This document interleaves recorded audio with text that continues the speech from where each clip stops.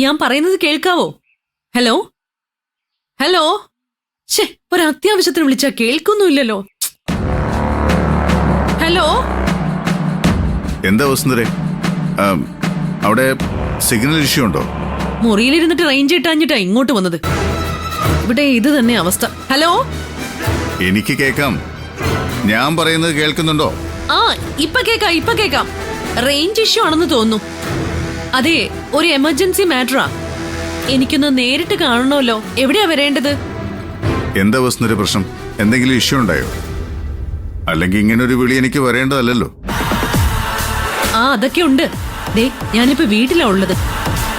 ഇവിടെ വെച്ച് എനിക്കൊന്നും പറയാൻ പറ്റില്ല. ചുവരുകൾക്ക് പോലും കാതുള്ള വീടായത്. ആ നിധി എങ്ങാനും ഇതറിഞ്ഞാ പിന്നെ വലിയ പ്രശ്നമാവും. ആ പ്രോപ്പർട്ടിയുടെ കാര്യമാണെങ്കിലേ അതിനി ഒരിക്കലും നിധിക്കും ഗൗതമനും കിട്ടാൻ പോകുന്നില്ല. അത് പേടിക്കണ്ട. വിഷയം അത് തന്നെയാ. പക്ഷെ എനിക്കൊന്ന് നേരിട്ട് കണ്ടേ പറ്റൂ. അതുകൊണ്ടാ. ഞാൻ എവിടെ വരണോന്ന് പറ, ഇപ്പൊ തന്നെ വരാം. ഒരു കാര്യം ചെയ്യ്, ഞാൻ ലൊക്കേഷൻ ഷെയർ ചെയ്ത് തരാം. അവിടേക്ക് വന്നാൽ മതി. ഓക്കെ? ആ, ഓക്കെ, ഞാൻ വരാം.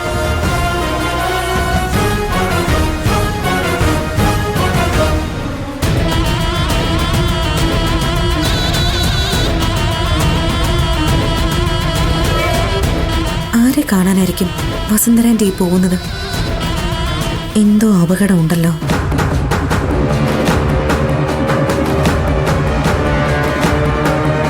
സത്യ ഗോപിയേട്ടാ, ആ പെൺകുട്ടിക്കും പ്രണവിനെ ഇഷ്ടായിന്ന നിധി പറയുന്നത്.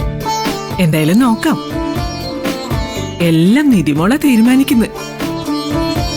നല്ലതാണെങ്കിൽ നമുക്ക് നടത്താന്നേ. ഓ ശരി, ഞാൻ രാത്രി വിളിക്കാം. എന്തു പറ്റി? ഞാനേ സാരി വിരിക്കാനായിട്ട് ടെറസിലോട്ട് ചെന്നപ്പോഴേ വസുന്ധരാൻ്റെ അവിടെ നിന്ന് ആരോടോ രഹസ്യമായിട്ട് ഫോണിൽ സംസാരിക്കുന്നുണ്ടായിരുന്നു. എന്താ അവള് പറയുന്നേ? അത്യാവശ്യമായിട്ട് കാണണമെന്നും ഇവിടെ വെച്ച് സംസാരിച്ചാൽ നിധി കേൾക്കൂന്നൊക്കെ പറയുന്നുണ്ടായിരുന്നു. പുറത്ത് എവിടെയോ വെച്ച് കാണാൻ പ്ലാൻ ചെയ്യുവാണ്. അങ്ങനെയാണെങ്കിൽ നിങ്ങൾ തമ്മില് ഒരു വെല്ലുവിളി നടത്തിയിട്ടുണ്ടല്ലോ, ആ പന്തയം. അതിനെന്തോ പ്ലാൻ ഒപ്പിക്കാനുള്ള പരിപാടിയാ. ഒന്നും വ്യക്തമായിട്ട് കേട്ടില്ല. പക്ഷെ നടക്കാൻ പോകുന്നത് എന്തോ ചതി ഒപ്പിക്കാനുള്ള പരിപാടിയാണെന്നുള്ളത് വ്യക്തം. എടിമോളെ, നീ സൂക്ഷിക്കണം. നിന്നെ തോൽപ്പിക്കാനായി വസു ഏതു വഴിയും സ്വീകരിക്കും. എങ്ങനെയെങ്കിലും നിങ്ങളെ കൊണ്ട് ആ വീടും വസ്തുവും വാങ്ങിപ്പിക്കാതിരുന്ന അതോടെ നിന്നെ ഇവിടുന്ന് പുറത്താക്കാമല്ലോ എന്ന് മാത്രമായിരിക്കും വസു ചിന്തിക്കുന്നത്. അതിനുവേണ്ടി അവൾ എന്ത് വൃത്തികേടും ചെയ്യും.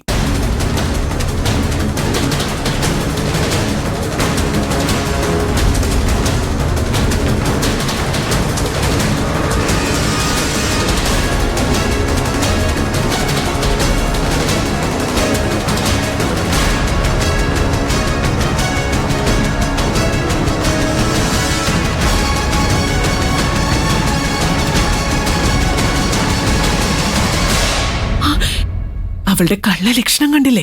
ദുരുദ്ദേശം ഒന്നുമില്ലെങ്കിൽ ആരെങ്കിലും കാണുന്നുണ്ടോന്ന് നോക്കിയതെന്തിനാ? അത് ഉറപ്പല്ലേ അമ്മേ, ഈ പോക്ക് എന്തോ പ്ലാൻ ഒപ്പിക്കാൻ തന്നെയാ. ഇവളെവിടെയാണ് പോകുന്നതെന്നും ആരെയാണ് കാണുന്നതെന്നും കൃത്യമായിട്ട് നമുക്ക് കണ്ടുപിടിക്കണം. അല്ലെങ്കിൽ നിന്നെ പുറത്താക്കാനുള്ള വഴി അവളെ ഒപ്പിക്കും. ഞാനൊന്ന് പുറകെ പോയാലോ അമ്മേ? നീ തനിച്ചു പോണ്ട, ഞാനും വരാം. അത് വേണ്ട, ഞാൻ പൊയ്ക്കോളാം.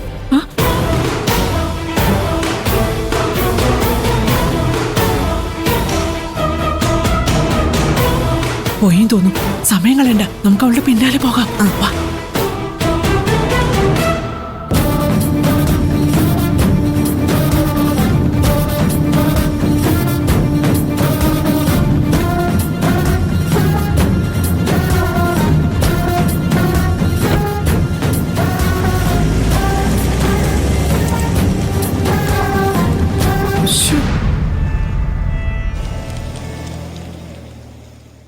എടിമോളെ, വസു പോയി, വേഗം ചെല്ല്.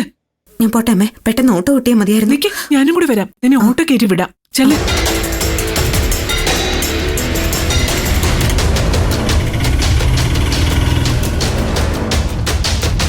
കൈ കാണിക്കുമ്പോ മാറി കൈ കാണിച്ചൂടെ? അയ്യോ, വളരെ അത്യാവശ്യമുള്ളത് കൊണ്ടാ. ആ പോയ കാറിന്റെ പുറകെ വിട്ടോണേ.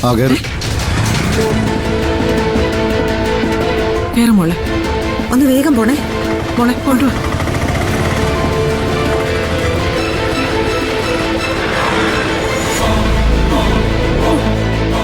ഭഗവാനെ കാത്തോണേ.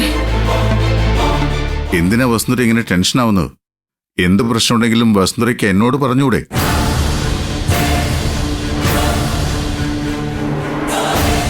ആ സോമശേഖരന്റെ പ്രോപ്പർട്ടി വാങ്ങാതിരിക്കുക എന്നുള്ളത് ആദ്യം എൻ്റെ ഒരു വാശി മാത്രമായിരുന്നെങ്കിലും ഇപ്പോ അതെന്റെ ജീവിതത്തിന്റെ അഭിമാനത്തിന്റെ ഒരു പ്രശ്നമാണ് CKC.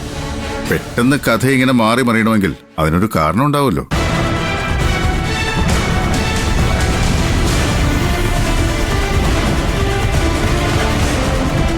ചേട്ടാ ഒന്ന് നിർത്തിക്കേ.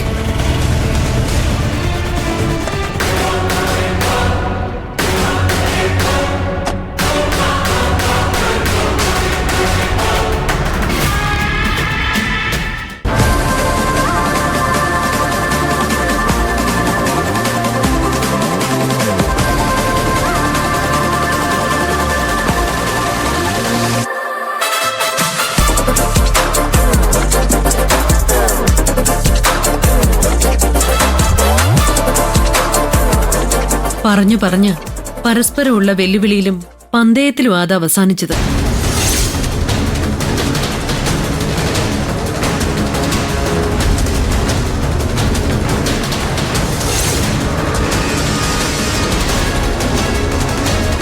സോമശേഖരന്റെ ആ പ്രോപ്പർട്ടി വാങ്ങിച്ചിരിക്കുമെന്ന് നിധി എന്നെ വെല്ലുവിളിച്ചിരിക്കുക. അനുഭവങ്ങളുള്ളതാണല്ലോ CKCക്ക്. മനസ്സിലൊന്ന് തീരുമാനിച്ചാൽ അത് നേടിയെടുക്കാതെ അടങ്ങുന്നവളല്ല നിധി. ഇതൊരു നിസ്സാര കാര്യമല്ലേ? സോമശേഖരൻ ആ വീടും പുരയിടവും ഗൗതമനും നിധിക്കും വിൽക്കുമെന്ന് വസുന്ധരയ്ക്ക് തോന്നുന്നുണ്ടോ? നടക്കില്ലത്. ഒന്നും കേൾക്കാൻ പറ്റുന്നില്ലല്ലോ. ഈ പന്തയം ഒരു പുതിയ വഴിയാണ്. ഏതെങ്കിലും മാർഗത്തിൽ നിധി ആ പ്രോപ്പർട്ടി വാങ്ങിപ്പോയാൽ എനിക്ക് ഈശ്വരമംഗലം വിട്ട് ഇറങ്ങേണ്ടി വരും. സോമശേഖരനെ തടഞ്ഞു നിർത്തുന്നതിനും നമുക്കൊരു പരിധി ഉണ്ടാവും. അയാളിപ്പോ പണത്തിന് ആവശ്യക്കാരനാ. അതുകൊണ്ട് എന്റെ മനസ്സിലൊരു ഐഡിയ തോന്നി. എന്താ ഐഡിയ? ആ വീടും വസ്തുവും സോമശേഖരനിൽ നിന്നും CKC വാങ്ങണം. അപ്പൊ പിന്നെ ഭയക്കാനൊന്നുമില്ലല്ലോ. വസുന്ധരയ്ക്ക് എന്താ പറ്റിയത്? വളരെ ബാലിശമായിട്ടാണല്ലോ ചിന്തിക്കുന്നത്. ആ പ്രോപ്പർട്ടി കൊണ്ട് എനിക്കെന്ത് പ്രയോജനം? അതുകൊണ്ട് എനിക്ക് യാതൊരു പ്രയോജനവുമില്ല. പ്രയോജനമുണ്ട് CKC. ഇപ്പൊ നിധി എന്റെയും നിങ്ങളുടെയും പൊതുശത്രുവാണ്. അവളെ ഈശ്വരമംഗലത്ത് നിന്ന് പുറത്താക്കി ഗൗതമിനെ തനിച്ചാക്കാൻ കിട്ടിയ ഒരു അവസരമാണിത്. നിധിയില്ലാത്ത ഗൗതമിന്റെ അവസ്ഥ എന്തായിരിക്കുമെന്ന്